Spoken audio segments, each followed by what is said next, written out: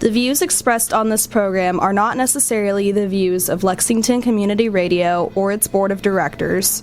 The views expressed are solely those of the programmers. You are listening to Off the Cuff. Now, here's your host, Adam Banks.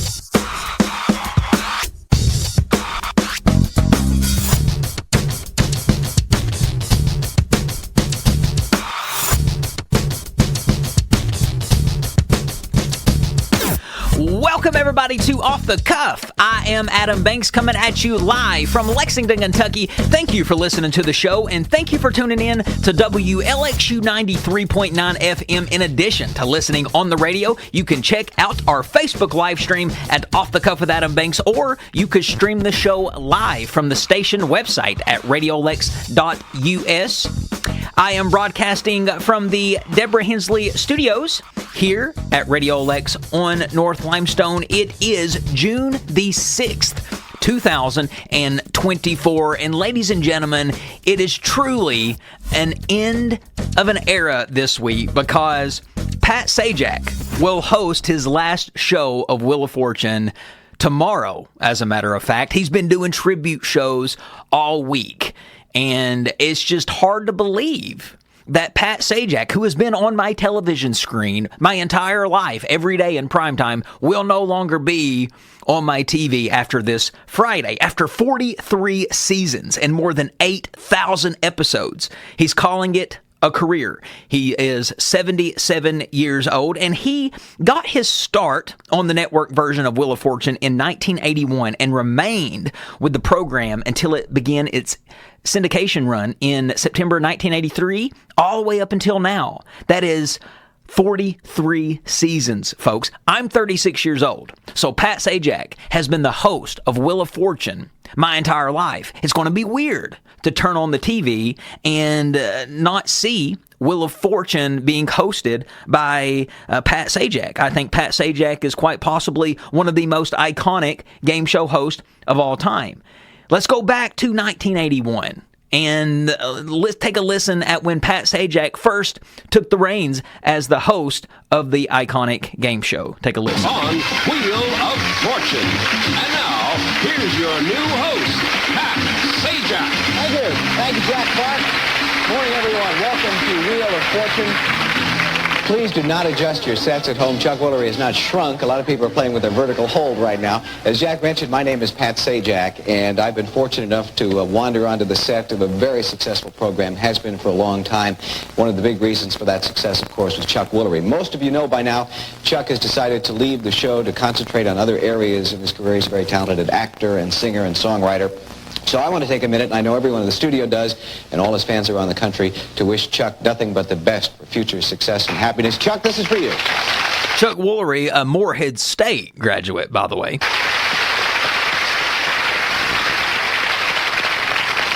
And now, I'd like to announce that I'm leaving the show. No, just...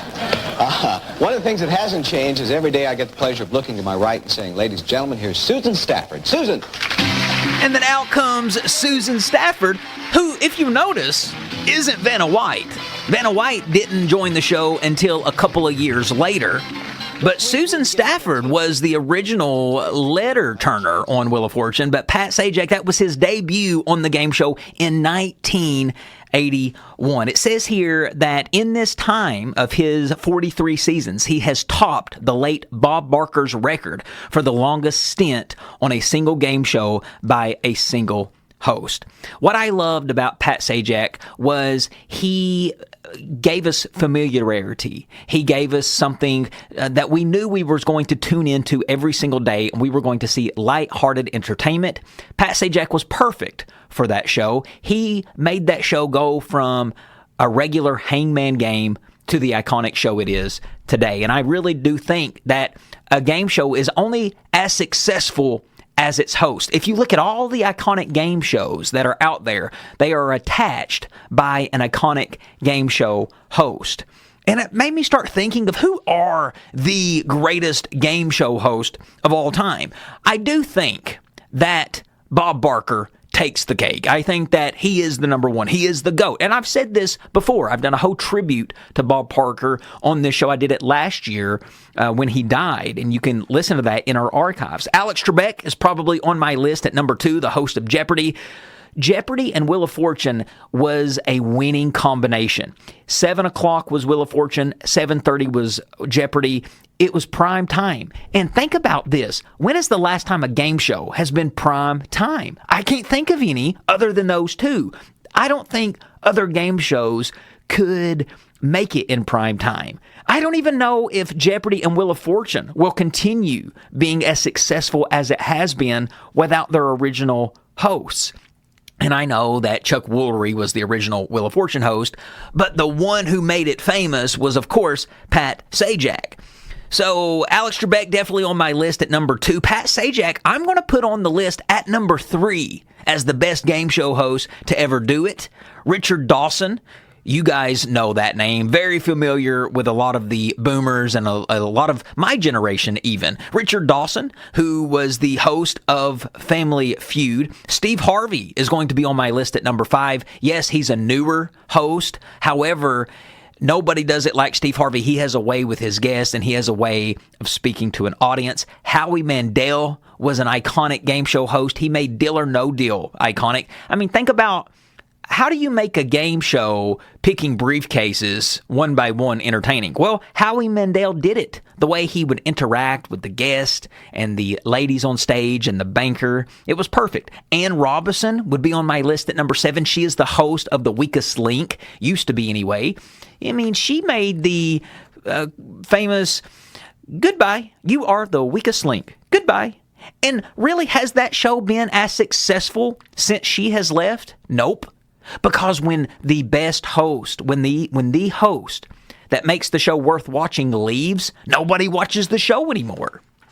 So Ann Robinson's definitely going to be on my list there at number 7. Bob Eubanks is going to be on my list. And Bob Eubanks, you probably don't know who that is, but if you have a channel called the Game Show Network, he is all over it. He used to host all of the game shows back in the 60s and the 70s, like Euchre, the Newlywed Game, all kinds of stuff. Regis Philbin on my list at number 9.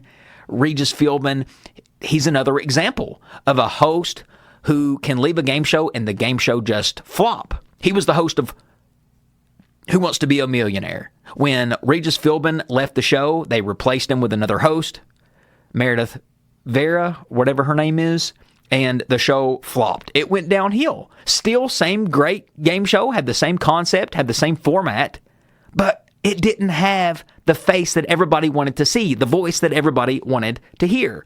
And then finally on my list at number 10 is Mark Summers, and all of the millennials will know that name. He is the game show host from all the Nickelodeon shows like Double Dare, Guts, and so on. And if I had to add an honorable mention, just a number 11 on the list, I'm going to go ahead and throw in Drew Carey. He's an icon. He's slowly becoming one of the best to ever do it, and he'll be just as impactful on the game show Price is Right once he leaves. But hey, look at the shoes he had to fill. It says here, Valerie on the show thread says, Bob Eubanks was great, had a terrific smile. Yes.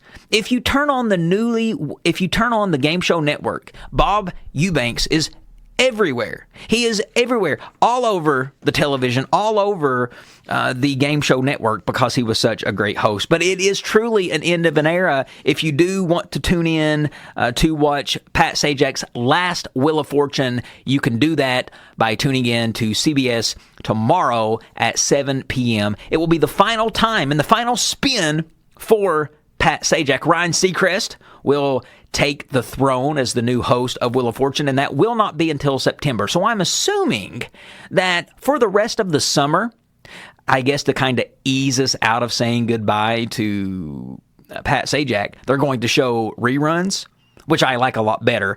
I mean, come on. Him saying bye on Friday and never seeing him again would be too much. And that's how TV used to work. I remember when Johnny Carson retired. I don't remember it, but I know that when he retired on a Friday, and on that Monday, Jay Leno was on the air.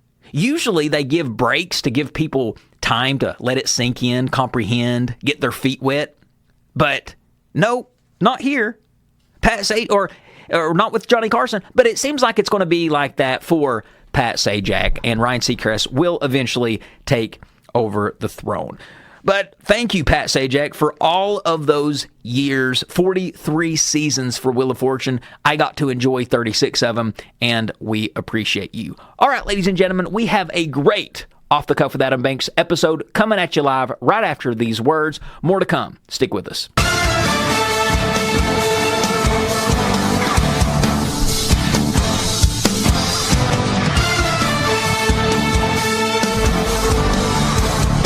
Welcome back, everybody, to Off the Cuff. Adam Banks here with you. Nikki on the show thread says, my cousin was on Wheel of Fortune and won a Corvette, but had to sell it because of taxes. It's always cool when you know somebody who went on one of those game shows. They can tell you what it's really like behind the scenes. There was a guy from Knott County, my home county, that went on Wheel of Fortune just a couple of months ago. I think it was about 6 or 7 months ago. And won pretty big. That's not an easy game to play either. It looks easy, but it's not. Folks, the NBA playoffs have been underway for the last several weeks, but now the NBA Finals is set. We are now ready for the best of 7 series to determine who will be the 2024 NBA World Champions between the Boston Celtics and the Dallas Mavericks. Tip-off is at 8:30 tonight in Boston. So we're going to start off the series in Boston. The Dallas Mavericks will go on the road. The Mavericks have beaten 3 50-plus win teams, knocking off the LA Clippers, Oklahoma City Thunder, and the Minnesota Timberwolves. Meanwhile, Boston outlasted the Miami Heat, Cleveland Cavaliers, and the Indiana Pacers. Boston swept the 2-game series during the regular season and has won 4 straight overall versus the Mavs. So it's going to be a very entertaining finals, to say the least. And I will be tuning in for that. Usually the only time I tune in to the NBA. But because of the NBA playoffs and the finals, over the last couple of weeks on the show, I have been giving several different NBA-themed topics. Several different NBA-themed topics. For instance, on the show last week, I went over some of the best NBA team songs. The songs that were associated with the NBA team. And then the week before that, I did a whole segment over the best network NBA theme songs of all time. Like the theme song from ESPN, TNT, Fox, CBS, ABC. They all have their own in particular theme song. So over the last couple of weeks, because of the finals and because of the playoffs, I have been giving NBA-themed segments. Well, the finals is officially here. So this week is going to be no different. I would like to do another NBA-themed segment where I am talking about something related to the NBA. Now, the NBA is one of the most profitable organizations in America. The NBA, by far, is one of the most watched leagues in America. NFL tops it by far. However, the NBA is slowly becoming the number one. The number one. It just truly is, because of the athletes, because of the allure, because of the presentation, and people just seem to like basketball. That just seems to be what people like. So I started thinking, what kind of topic could I include this week that is NBA themed? Well, I started thinking about music, obviously, and I started thinking about NBA arena anthems. Not NBA team songs, but NBA arena anthems. For instance, in the background right now, you hear the anthem, the arena anthem for the Chicago Bulls. This is called Sirius by the Alan Parsons Project. This is one of the most recognizable NBA arena anthems in the league. You hear this song, you know that they're about to do the starting lineup for the Chicago Bulls. This is played before they do the starting lineup. This got really popular in the 90s with Michael Jordan.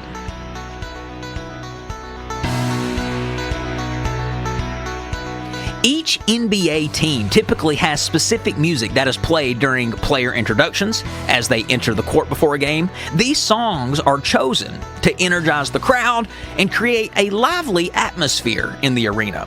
They often become iconic in their own right, like this song right here. The choice of music can vary widely between teams and may include popular songs even, songs that are mainstream, team-specific anthems, or even custom mixes from other songs. The choice of NBA anthems usually changes regularly as teams update their intros or in-game music, so they don't always stay the same. The songs are selected to add the overall entertainment and atmosphere to NBA arenas. The choices that these teams make can become part of the team identity for a while, maybe just for a short while. New ones may emerge over time. It just depends. The iconic nature of these top NBA arena anthems usually comes from their association with memorable moments like the Bulls had. You relate this to Bulls moments because of all of their success when they were playing this theme. So let's talk about it. Let's talk about the most iconic NBA arena anthems of all time. And we'll start with this one. Sirius by the Alan Parsons Project, played for the Chicago Bulls.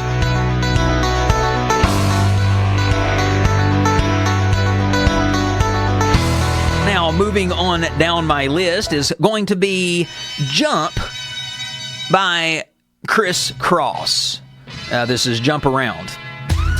Excuse me. This is not Jump by Chris Cross. This is Jump Around by House of Pain. I got it confused with another Jump song. This song was used by the Atlanta Hawks during the 1990s, becoming synonymous with their energetic and highlighted field introductions. Let me begin. I came to win, battle me, that's a sin. I won't ever slack up, punk it better back. Next on the list, folks, is the Miami Heat. They used this song in the early 2010s when they had the big three of LeBron James, Dwayne Wade, and Chris Bosh. I Got a Feelin' by the Black Eyed Peas. Y'all remember the Miami Heat in the early 2000s? They were the heel of the NBA. They were the hated team of the NBA. Nobody liked Miami Heat. I don't think that I had ever met more of a villain than LeBron James in the early 2010s. That tonight's gonna be a good night. And the feeling was right for the Miami Heat because they ended up winning 2 world champions with the big three. Okay, coming up next on the list as one of the best NBA arena anthems of all time is Welcome to the Jungle by Guns N' Roses. And this is an anthem that is used in the arena of the Los Angeles Clippers in the Staples Center. They've used this rock anthem for years to create an intense and energetic atmosphere in the arena.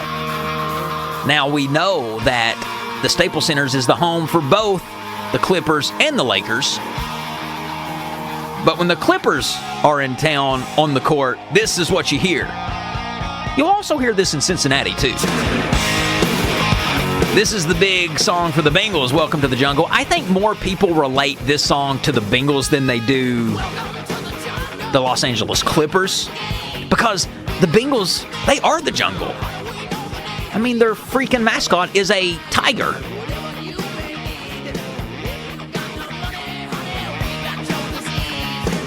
Or a Bengal.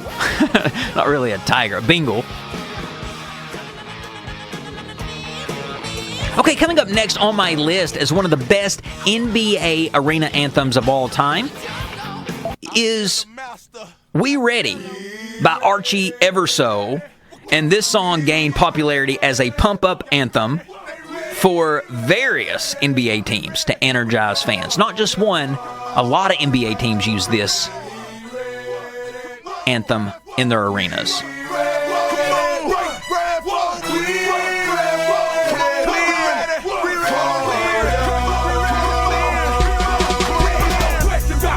Now, a lot of the times when an NBA team don't have a specific song that they play day after day in their arena for an anthem, they usually just go to this one. This is the go-to, We Ready by Archie Everso. Like I said, not a specific team is associated with this song, but this song is played at several NBA games in the arena. It's a great arena anthem for NBA games. Okay, coming up next on my list as one of the best NBA arena anthems of all time is this song right here. You already know the beat just from the riff. You already know the song. It is Seven Nation Army by the White Stripes. And this is a distinctive riff that people know when they hear, but they might associate this song with this particular team. That is the Golden State Warriors and the Miami Heat. They both are big on using this song for their NBA arena anthem. And I'm talking to myself at night because I can't forget. You gotta think, the NBA anthems that are played in arenas are very important. Arena anthems are so important because it's all about fan experience. It's all about trying to entertain the crowd that's there. The NBA, watching a game, it is theatrical. Not only do executives have to worry about entertaining the audience on television, you also have to worry about entertaining your audience there to watch the game. And one of the big ways that they do that is by using great arena anthems. It's important, though. You can't just throw out a song and call it an anthem. You got to pick the right one. You got to pick something with intensity, something that the fans love, something that will get the fans pumped up. Don't wanna hear about it. Every single one's got a story to tell. Everyone knows about it. Okay, coming up next on my list is one of the most famous and popular NBA arena anthems of all time. Is Thunderstruck by AC/DC, and this is used by the Oklahoma City Thunder. They often use this rock anthem to energize the crowd. AC/DC is probably the most used rock band in the creation of music to be played at any sports game. It's played in many football stadiums. It's played in many NBA arenas, baseball fields, walk up to bat songs. This song is played so much, and it's this particular song by AC/DC that people love so much, and this is Thunderstruck. Now, I'm a big AC/DC fan, and I'd say everybody knows this, but if you're not an AC/DC fan, you might not know that AC/DC had two lead singers throughout their entire run. Bon Scott was the original, and he only did it for 8 years. And then Brian Johnson replaced him, and he's been doing it ever since. So, in its entirety, Brian Johnson, who you hear right now, he's been doing it for 30, 35 years. Bon Scott was only there for 8. Now, I think Bon Scott was the best. Even though he was only there for 8 years, I still think the 8 years he was there with AC/DC was the best. But Brian Johnson, my God, what a voice he has. And he is the voice behind this fabulous, iconic, famous Thunderstruck song by AC/DC.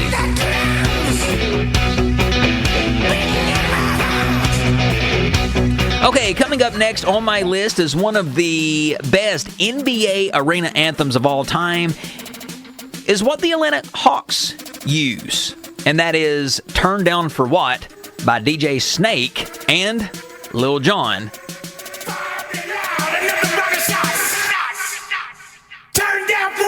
They use this song to not only energize the crowd, but they also use it during the player introductions.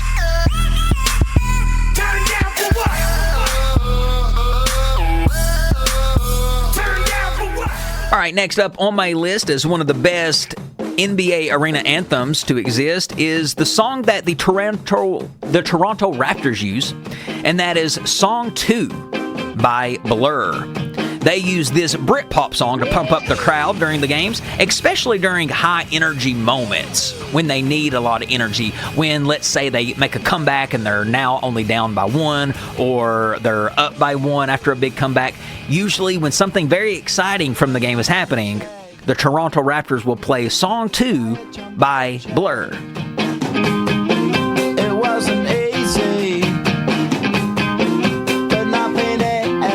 But unfortunately, you won't hear this song played much over the next couple of weeks because the Raptors are not in the finals. As a matter of fact, any of the teams that I've played so far are not in the NBA Finals. And this next team is no different. This is the NBA anthem that the Detroit Pistons use. This is Lose Yourself by Eminem. And they have used this song to fire up fans and players during their home games for years. And you can imagine that they've done it for years because this movie is almost 20 years old, if not already. And the reason they use this particular song is because the writer of the song, the performer of the song, is Detroit's own Eminem. Look, if you had one shot, one opportunity. So it's always a smart and safe bet if you're going to use an NBA anthem in your arena to go ahead and use an artist that is from that particular city.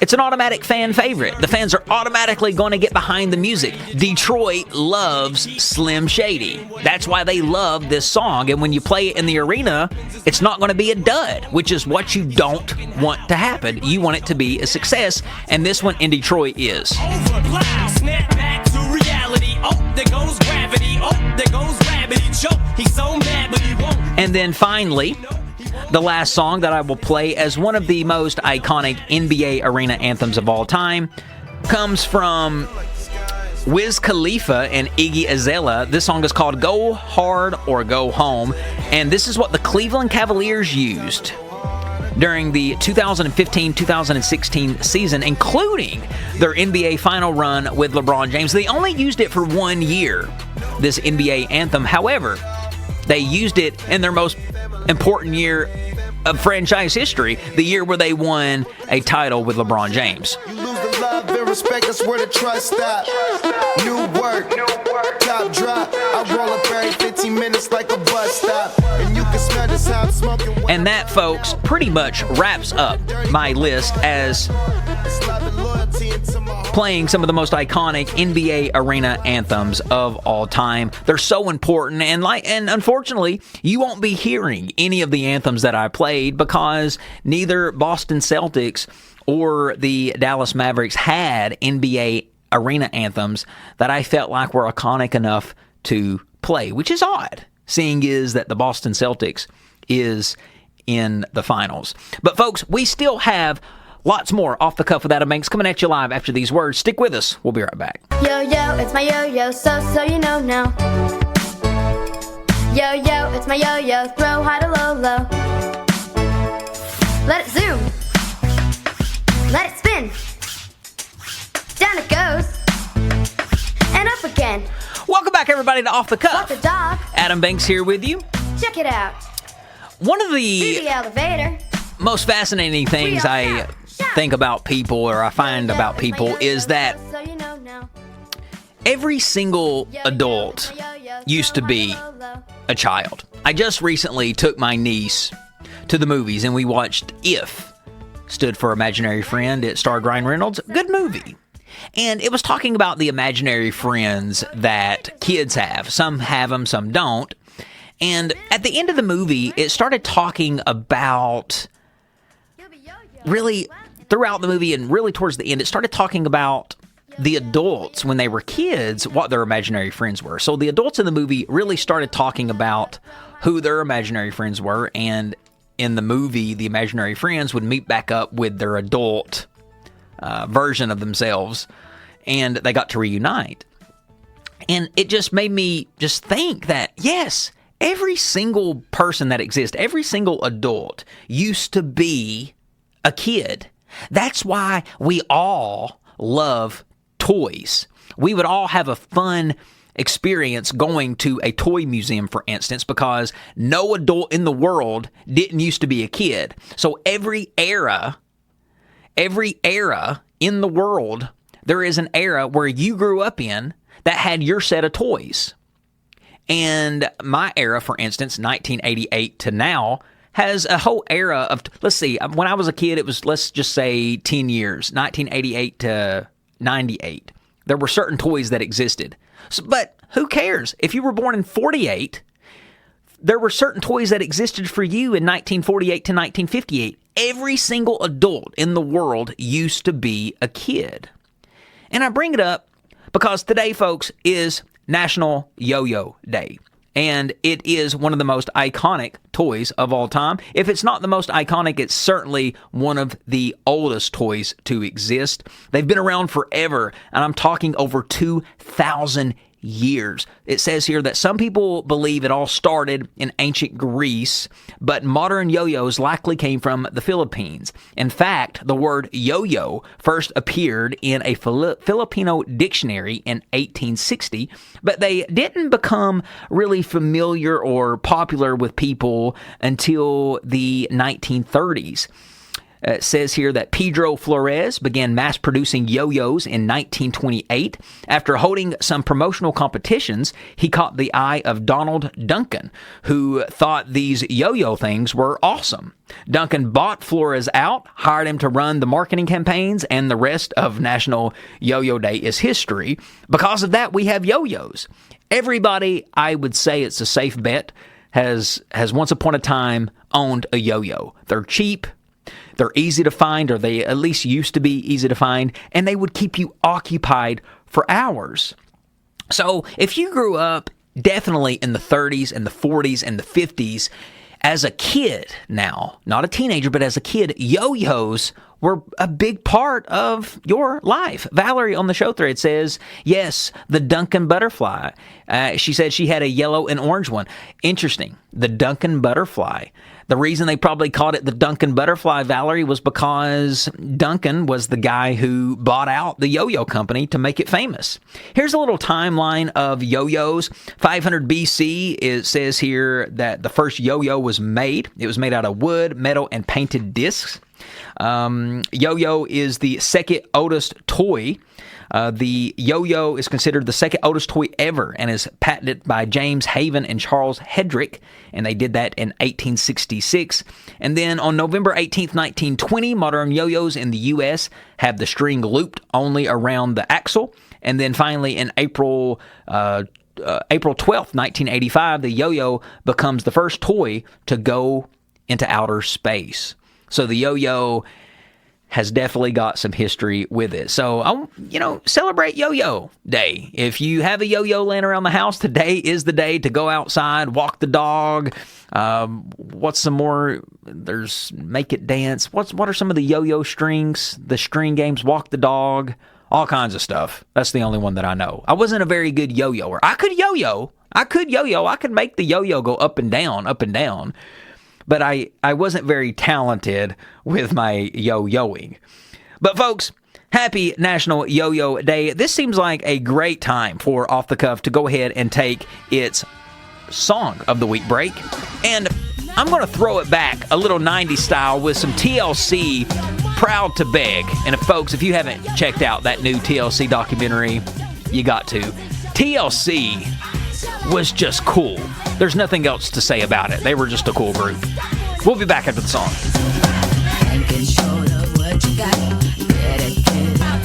I mean, they've got cool written all over their face. That documentary on Hulu, I believe it's on Hulu. It's either on Hulu or Netflix, one of the streaming services. Just do yourself a favor. Google it, find out where it's at, and watch it. They are the most successful female group of all time. They're the coolest group of all time. Destiny's Child Police. TLC, that was the group. That was the female hip-hop group. I'm telling you. Folks, I love broadcasting to you live from Radio Lex, WLXU 93.9 FM. But as you guys know, I have also been broadcasting on another radio station, and because I'm on a radio station, I'm not going to tell you what other radio station to tune into, but I would love for you to listen to me. I am on this radio station hosting another show, and it's a music show, and it is from 3 p.m. to 7 p.m. every Sunday. And I will put the station that I am on, and I will also include the link of how you will listen to me. And you can listen just like you listen to this show. It's live. It's from an app, and you can listen from anywhere in the entire world. It is every Sunday from 3 to 7, and it is a music show.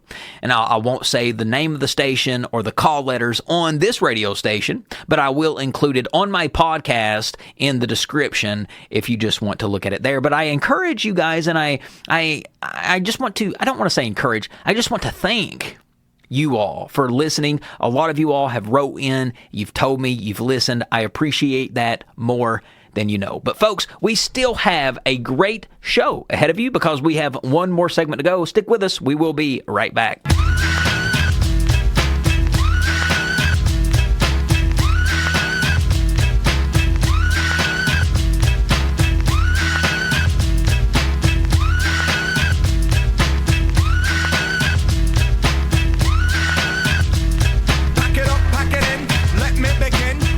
Everybody to Off the Cuff. Adam Banks here with you. Last segment of the hour.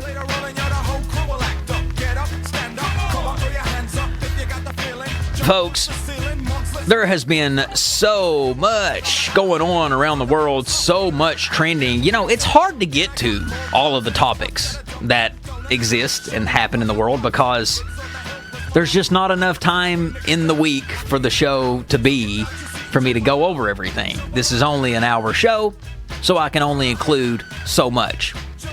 So, what I would like to do really quick as we close out the show and we talk about our last segment, I would like to talk about what's trending around the world, what's been going on, what's been happening, and how we can just kind of comprehend and make everything kind of make sense. So let's look at, for our last segment, let's look at what's trending around the world. It says here that Netflix has officially ordered a sequel to Happy Gilmore, and fans are very excited to see it. Happy Gilmore 2, I'm a little worried about it. I think that Happy Gilmore, the original, was one of the funniest movies ever. It's a classic. It's a cult classic. I hope he's not doing it just to make more money. Yes, you're giving fans what they want, but do fans really want a Happy Gilmore 2, or do they just think they do? We thought we wanted a Dumb and Dumber 2 until we got one, and now we can't take it back. TikTok solidifies court date regarding United States ban on ByteDance ownership. Yes, there is still a chance that TikTok could still be banned in the United States if they don't ban, or if ByteDance doesn't sell their ownership of TikTok. The United States will ban the use of the app in the U.S. I don't see TikTok being very successful if it's not going to be used in the U.S. It says here that it is scheduled for September, and there will be 2 oral arguments, and these oral arguments will address the case between TikTok and the Justice Department, as well as a second lawsuit brought forth by a group of creators against the U.S. government. TikTok is anticipated to defend itself by invoking the First Amendment during oral arguments. All right, let's see what else is trending around the world. Donald Trump becomes the first former president to be convicted of criminal charges. That's right, former President Donald Trump has been found guilty of falsifying business records to sway the outcome of the 2016 election. The verdict delivered by 12 New York jurors after about a day and a half of deliberations. To me, it's insane to think that this is happening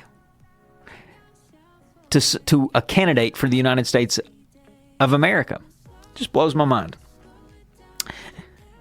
Facebook just celebrated its 20th anniversary not too long ago, but it's not resting because Facebook is now on the move based on its latest numbers. They are higher than ever, with over 40 million young adults in the U.S. and Canada logging in daily. It marks the highest engagement seen in the last 3 years. So maybe not the highest, but the biggest in the last 3 years. It seemed like that Facebook was dying off. It seemed like that a lot of people were not into Facebook. Everybody was getting on TikTok. Everybody was getting on X and Insta. Facebook seemed to be the old, forgotten social media, but according to numbers, no, it's not. Facebook could be making a comeback because the young crowd is starting to get into it. The young crowd is starting to feel the vids, the reels, not the vids, the reels on Facebook. They're appreciating it. They're liking it. Facebook could be back to the number one social media page very soon. So if you got discouraged that Facebook was going away, don't. I am all for it. I have a bigger audience on Facebook than any of my other platforms. I mean, I can post something on Facebook and get 125 likes. I can post the same thing on Instagram and get 2. Sometimes none. I get no love on Instagram or X. None. Period. None. Some people get all their love on that. So I'm all for Facebook becoming slowly into the number one social media app again. I mean, look at what all they're trying to do. They've got the AI enhancements going on, video enhancements. The Facebook dating is starting to spark up. And here's the thing about Facebook dating. Let me just say this. For some reason, I was never able to get on Facebook dating. My phone would literally not let me. There was no icon for me to hit to go on Facebook dating. But one day, I updated my phone, I got on Facebook, and lo and behold, there it was. So, being on Facebook dating, let me just say, it's not as great as I thought it was. I thought it was going to be basically just kind of scrolling through Facebook, looking at profiles. No, you get a lot of creeps on the Facebook dating app. Not my favorite thing to have happened. Whatever. Let's see what else is trending. Lady Gaga confirms new music coming out soon at the end of her Chromatical Ball tour concert film. Jennifer Lopez cancels a summer tour amid Ben Affleck divorce rumors. If it didn't work the first time, Jen, it ain't going to work the second. Billionaire Larry Connor plans on making a venture down to the Titanic site after OceanGate imploded. That's right. Another billionaire, folks, is wanting to go down and see OceanGate. I don't get it.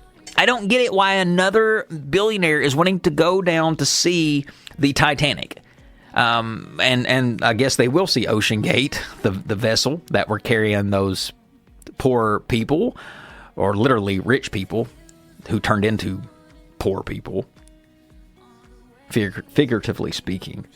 But yes, somebody else saw that happen. Another billionaire saw that happen and said, you know what? I'd like to try that because I think I could actually get down to the Titanic, because that's what he says. He says that he wants to go because he wants to prove that it can be done. He says, I want to show people worldwide that while the ocean is extremely powerful, it can be a wonderful and enjoyable and really kind of a life-changing experience if you go about it the right way. So he has designed a 20 million vessel named the Titan 4002, and it will carry out his voyage with no problem, he says. He says he just wants to prove that the journey can be done. The Titan was headed to the wreckage last year around this time, June 18th, as a matter of fact. That's when it imploded in the ocean. Insane. Insane that somebody just saw that and says, you know what, they blew up because they did it wrong. No, they blew up because human beings are literally not supposed to be in that part of the ocean. We just defy the odds, and we defy gravity all the time, and we defy things that we go places we have no business being. Space, for instance, in the bottom of the ocean, for instance, that was not meant for human beings to walk around on. So that's what you're up against. You're up against that. Not equipment and engineering and all that. Stop it. But hey, to each their own. And I just saw a bunch of things trending, and I didn't have time to really dive into each one of those segments one by one, so I just wanted to group it in to one big segment, folks. That is what's trending around the world. But that pretty much wraps up another song or another episode of Off the Cuff with Adam Banks. If you liked what you heard today, you'll probably like our previous episodes. We are on Spotify, Apple Podcast, YouTube, or wherever you find your favorite podcast. You can follow the show on social media at Off the Cuff with Adam Banks. You can follow me, the host, on social media at The Adam Banks. We release new episodes every Thursday from 4 to 5 right here on WLXU 93.9 FM, which means we will be back same time, same place. Ladies and gentlemen, this is Off the Cuff, and I am Adam Banks, the king of radio. I will catch you down the road. Yeah.